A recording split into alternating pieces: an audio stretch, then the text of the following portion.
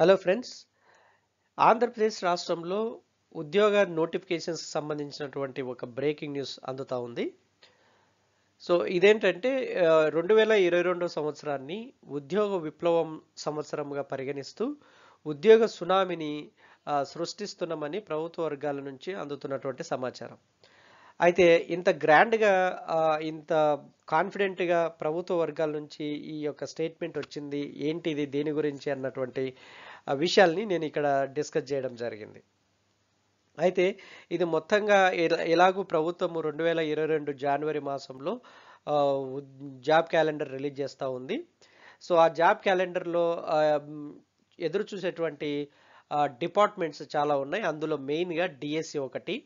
So DSC notification సంబంధించినటువంటి information ఈ యొక్క 2022 జనవరిలో రిలీజ్ చేసేటువంటి జాబ్ క్యాలెండర్లో ఖచ్చితంగా ఉంటుంది అన్నది ప్రభుత్వ వర్గాల సమాచారం. సో ఈ యొక్క ఉద్యోగ సునామీ 2022లో ఏమి సృష్టిస్తున్నారు, ఏ విధమైనటువంటి ఎంప్లాయ్మెంట్ క్రియేట్ చేస్తున్నారు, ఆ, దాదాపు ప్రభుత్వ అంచనాల ప్రకారము 75,000 జాబ్స్ మేము క్రియేట్ చేస్తూ ఉన్నాం. దానికి సంబంధించినటువంటి ఇన్ఫర్మేషను జాబ్ క్యాలెండర్లో పొందుపరుస్తున్నాం అన్నటువంటి విషయాలు మనకు అందుతున్నటువంటి సమాచారం. సో వాటన్నిటిని నేను ఇక్కడ డిస్కస్ చేస్తున్నాను. సో డిస్కస్ చేసే ముందు let me thank you all who are watching my channel and supporting my channel. Thank you so much friends. Please like my videos, share my videos and subscribe my channel. And you also recommend this channel to your friends, those who are preparing for competitive exams, especially DSC and TET exam. Thank you so much. Keep watching for latest updates. Friends, ఈ యొక్క ఉద్యోగ tsunami లేదా ఉద్యోగ విప్లవం 2022 సంవత్సరంలో జరుగుతూ ఉంది అని ప్రభుత్వ వర్గాల నుంచి వచ్చినటువంటి సమాచారం యొక్క డీటెయిల్స్ మనం గమనిస్తే మెయిన్గా విప్లవం సృష్టిస్తున్నాం అన్నటువంటి హెడ్డింగ్తో ఒక ఆర్టికల్ ఈరోజు మనకు రావడం జరిగింది. ఏంటి ఇది ఆర్టికల్ అంటే, కొప్పర్తి పారిశ్రామిక వాడలో 75,000 మందికి ఉపాధి కల్పించేలా ప్రణాళికను రూపొందించినట్లుగా ప్రభుత్వము వెల్లడించింది. అయితే ఇక్కడ ఈ యొక్క మెగా ఇండస్ట్రియల్ హబ్ లేదా ఎలక్ట్రానిక్ మ్యానుఫ్యాక్చరింగ్ క్లస్టర్ యూనిట్ ప్రారంభించడం జరిగింది. ఎక్కడ అంటే ఇది వైఎస్ఆర్ కడపలో ఈ యొక్క YSR Jagananna mega industrial park.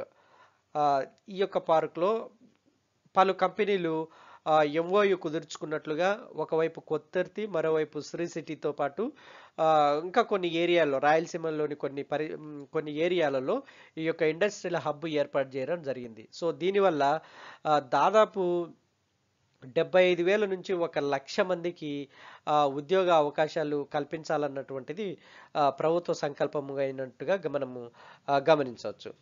అయితే ఇవన్నీ ఒక పాజిటివ్ సంకేతంగానే చూడొచ్చు. ఎందుకంటే ఇది ఒక ఇంత పెద్ద మొత్తంలో ఒక ఇండస్ట్రీ మామూలు ఇండస్ట్రియల్ పార్క్ కాదు, కానీ ఇది ఒక మెగా ఇండస్ట్రియల్ పార్క్ లేదా మెగా ఇండస్ట్రియల్ హబ్ అని చెప్పుకోవచ్చు. సో ఇందులో భాగంగా 75,000 మందికి డైరెక్ట్ ఉపాధి అవకాశాలు కల్పించడానికి వీలుగా ఈ యొక్క ఇండస్ట్రియల్ హబ్ ఏర్పాటు చేసినట్లుగా మనకు తెలుస్తూ ఉంది. సో దీన్ని బట్టి ఇంతే కాకుండా ఈ ఫ్యాక్టరీ నిర్మాణానికి సంబంధించి ఇప్పటికే దాదాపు 100 కోట్లు ఖర్చు చేసినట్లుగా మనకు ప్రభుత్వ లెక్కల అంచనా. సో దీని ప్రకారము ఖచ్చితంగా చాలామంది వాళ్ళ యొక్క లివింగ్ స్టాండర్డ్స్, వెనుకబడిన జిల్లాలైనటువంటి రాయలసీమ జిల్లాల్లోని లివింగ్ స్టాండర్డ్స్ పెరగటానికి, అన్ఎంప్లాయ్మెంట్ తగ్గడానికి, ఎంప్లాయ్మెంట్ పెరగడానికి ఇది ఎంతో దోహదపడుతుందని ఈ యొక్క ప్రభుత్వ వర్గాలు ఆశిస్తున్నటువంటి విషయం. సో ఇది వాస్తవం కూడా. ఈ విధంగానే ఇండస్ట్రియల్ హబ్ రాష్ట్రమంతా వ్యాపించి అందరికీ ఉద్యోగ అవకాశాలు కల్పించేలా ఈ ప్రభుత్వం చూడాలన్నటువంటిది కూడా రాష్ట్ర ప్రజల విన్నపం. సో ఆ విధంగా ఈ యొక్క రాష్ట్ర ప్రభుత్వం 2022 సంవత్సరానికి సంబంధించి చెప్పినట్లుగానే ఒక ఉద్యోగ విప్లవం సృష్టించాలని రాష్ట్ర ప్రజలంతా రాష్ట్ర ప్రభుత్వాన్ని ఆశించడం జరుగుతూ ఉంది. సో ఇది మనకి ఈరోజు వచ్చినటువంటి సమాచారం. So thank you so much for watching. Please keep watching for latest updates. Thank you so much.